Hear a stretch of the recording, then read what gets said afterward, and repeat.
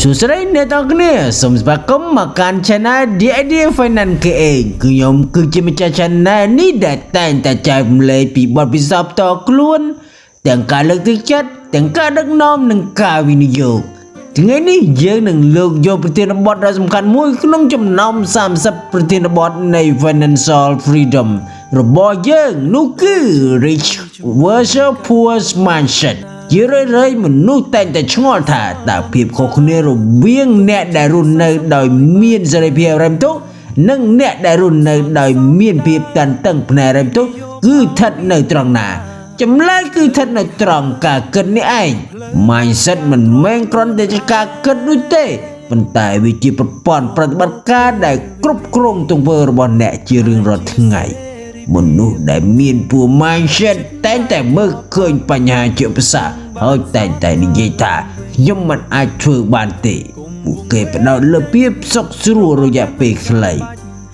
ទៅវិញអ្នកដែលមាន rich mindset មើលឃើញបញ្ហាជាឱកាសដើម្បីរៀនសូត្រពួកគេតែងតែសួរថាតើខ្ញុំអាចធ្វើអ្វីខ្លះដើម្បីដោះស្រាយវាចំណុចទី1ការគ្រប់គ្រងលុយអ្នកដែលមានពូ mindset ជួយចិត្តទិញរបស់ដែលធ្វើឲ្យពួកគេបាត់បង់លុយ liability ដើម្បីបង្ហាញអ្នកដទៃឧទាហរណ៍ទូរស័ព្ទទំនើបឬឡានប្រណិតដែលខ្ចីលុយគេមកទិញ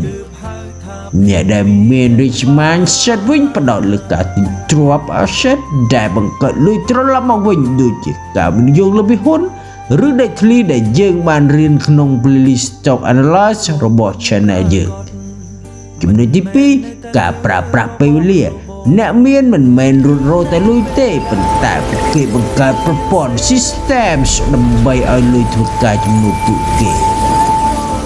ជំហានទី1ផ្លាស់ប្ដូរមជ្ឈដ្ឋានជំវិញខ្លួនអ្នកត្រូវចំណាយពេលជាមួយមនុស្សដែលជោគជ័យនិងមានគោលដៅដូចគ្នា